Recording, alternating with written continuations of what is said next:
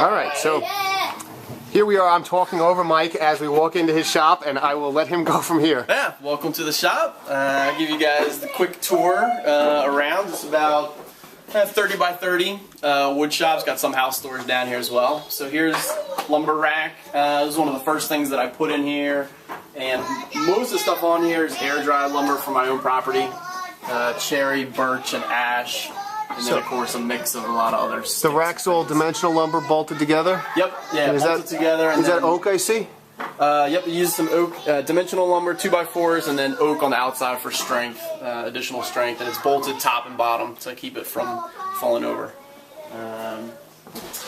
And then we've got sheet good rack that rolls here. Does that just roll in and out? It just rolls, yep, yeah, one way and the other way, so I can access the stuff behind it. It works pretty well. I really need to redo the casters so it'll actually roll. Is that for dropping down to break it up sheet goods down here? Nope, this actually was to hang my chandelier.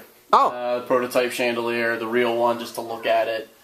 So I just bolted on a piece of wood there, and it has stayed there ever since. And the machine corner jointer has been great. Not much extra to say about that. Just built dust shroud for the chop saw, moved it into this location so it's closer to the lumber rack, because I mostly use this for breaking down just rough cutting stuff or breaking down lumber. Mostly for cabinet size pieces, I'm assuming. I'm just thinking that close to the wall you're going to get stuff off. Yeah, it's actually a little bit I want to move it a little further, but it's kind of where it sits right now due to the window. Okay. So I'll probably, the lumber rack will move further away, so I'll have a good, 8 feet on that side anyway. Dust collector here.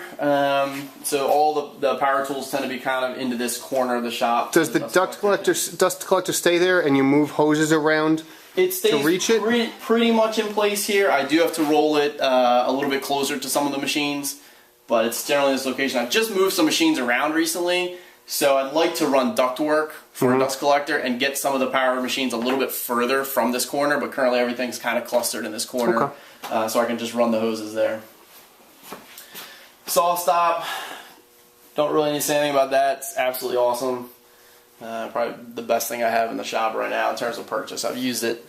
I love just dialing the fence and making cuts. As much as people like to talk about bandsaw versus table saw, I would never ever give this up. The speed and the ability to just move fence, cut, done. It's awesome.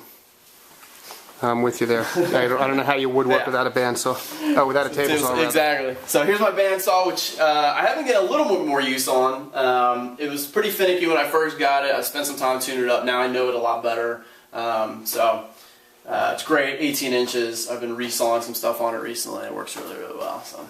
Once you get the hang of the saw, the tune-up's not so bad, or is it constantly tuning? No, once you get the hang of it and you kind of do an initial one, it's not that bad. Now when I change blades, you got some tuning, but the more you know, oh yeah, I gotta move, the bearings this way, quick, it's really like not a big deal. And it was more getting the tensioning correct. Okay. That I had some issues, but Raycon support really helped me out. And once I got it fixed up, it was really no problem.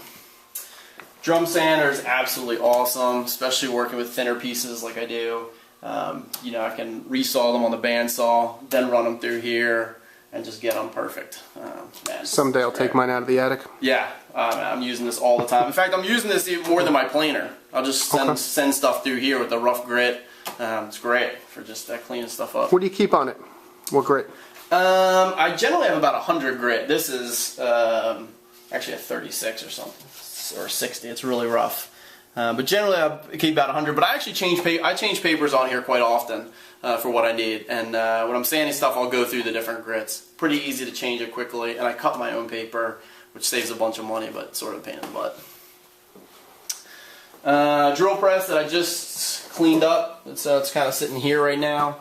I got this off Craigslist for a couple $100, and then went through and cleaned it up. It's awesome. Added some switches. It's got a light. What do the switches do? One's a light and one turns it on. Okay. Belts, changing the speed. But it's great. I wanted something with more travel, so I wanted a bigger model. And I've got a table that'll be added, so Woodpecker's table that I'll be putting on here as a larger tabletop. house storage and woodworking shop storage. I'm going to actually build some bins for all this offcut. I'm going to leave this stuff but kind of split it up so it's better organized. And then some house storage and, you know, stuff, a couple benchtop tools and whatnot. And then the assembly table, working on a prototype here in front. This is my assembly table, and clamp storage and other storage behind. Torsion box, assembly top, and I've been using this as my workbench for the last couple of years. It's great.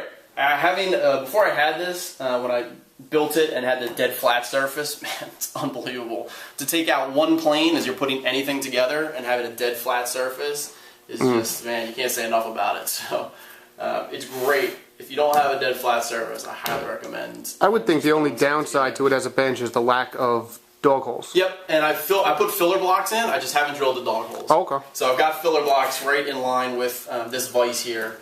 That would definitely make that would do a lot or some. The other thing I want to do is put a planing stop here at the end. What I end up doing is clamping a board. You know, just clamp a board here, and then plane against the planing stop. It's just clamped. So I want to build one here that you can just raise and lower right off the end. But the planing stop, and with this front vise, I mean, I'd get, you know, most everything done on this assembly table. I'm building, you know, Rubo bench in a few months, but just because you want to be cool, not that you need one. Yeah, exactly. Just actually to have yet another surface. I mean, for putting stuff on and using multiple surfaces. So, and then I just finished out this wall here in the back. This wall used to continue all the way across. So it's kind of the most recent upgrade to the shop. Why'd you leave sections of it? What's that? Why'd you leave sections of it? Oh, this is the only place that bumped out this deep. So this is an original foundation behind this wall. Oh, okay. This was a doorway. Ah, okay. And so the original foundation comes out to right behind here, but this section bumped, you know, about 15, 18 inches.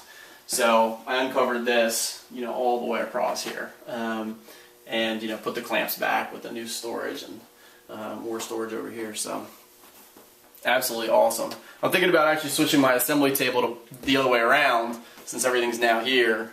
You know, I'm used to working on the other side. Okay. That's where I was working, and the wall was kind of right here. But now I'm thinking working on this side a little more often because everything's right behind. Once you move the bench activities to the Roubeau, this will become basically, you know, won't matter which side it's on, I'm assuming, right? Yeah, I mean, and it really doesn't now. Having it access from all the sides, I definitely use all the sides all the time.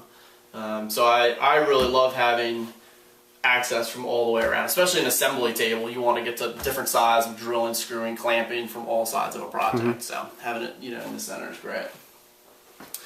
A little storage nook over here in the corner. Big file folder cabinet. Really deep drawers that go all the way back. Just a ton of storage of stuff down there, and of course the top gets all cluttered up. Just more storage. The grinder I use here, the lathe I pull out when I want to use it. Okay. And then house storage in the corner. You don't sleep down here on that mattress? No. And finally a wall hanging area here, which is kind of assembly stuff. You know, glues and brushes and stuff, and then just random storage of things near the assembly table. Okay. Yeah, that's pretty much it. The last corner over here that got cleaned out. I'm thinking about making it into more of like a kids corner. I've got a couple of young kids, so as they get older, they really enjoy working down here in the shop. So I'm thinking about taking this corner and padding more of the floor, make some workbenches for them, and then hanging their tools, you know, along the wall. And so that as they get a little bit older and a little more independent in the shop, they've got a spot they can work while I actually get stuff done down here as well. All right. Well, thank you for showing us around, Mike. Yeah. Been a pleasure.